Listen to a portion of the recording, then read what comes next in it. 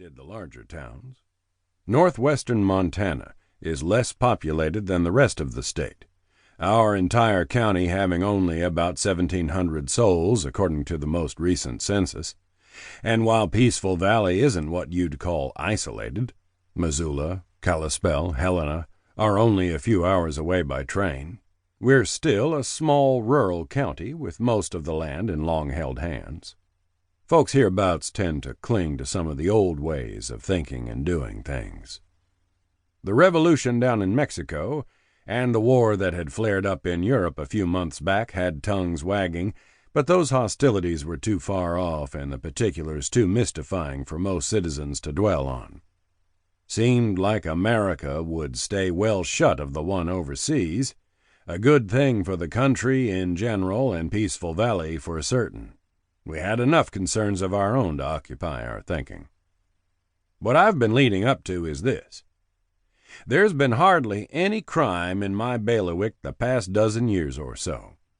The last lethal shooting in Elk County was way back in '07, when a wheat farmer named Lamont made the mistake of ventilating a neighbor he claimed made improper advances to his wife.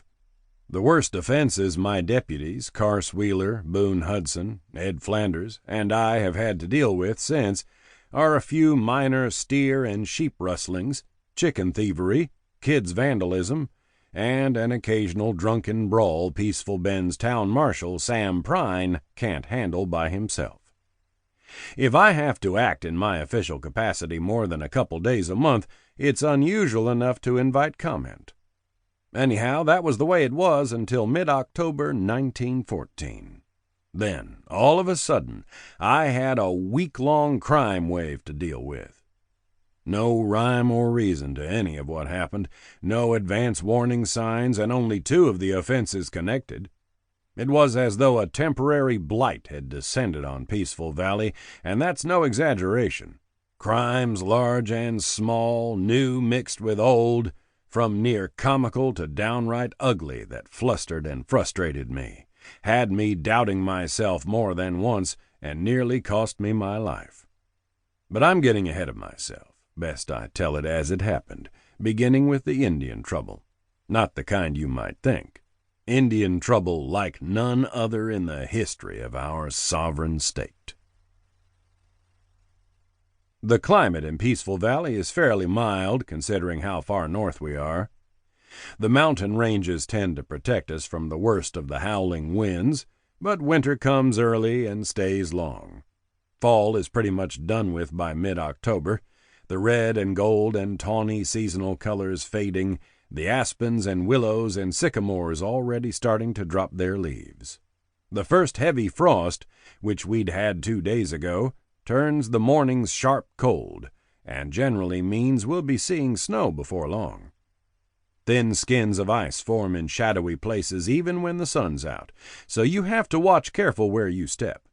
I never minded winter when I was younger, but now that I'm on the cusp of the half-century mark, the cold gets into my bones, and such chores as shoveling snow aren't near as easy as they once were.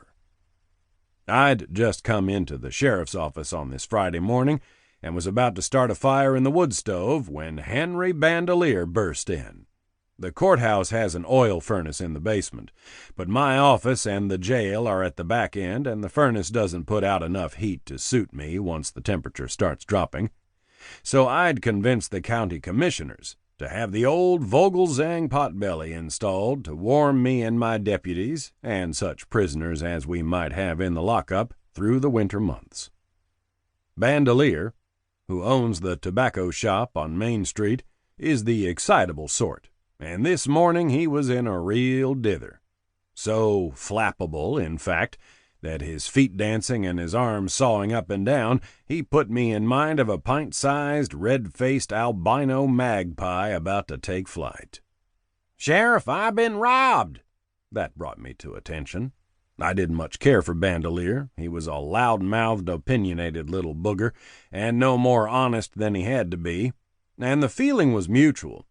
He'd backed my opponent in the last 2 elections and made critical remarks in public about me and my methods. But you don't have to care for a man to do your duty by him. The hell you say.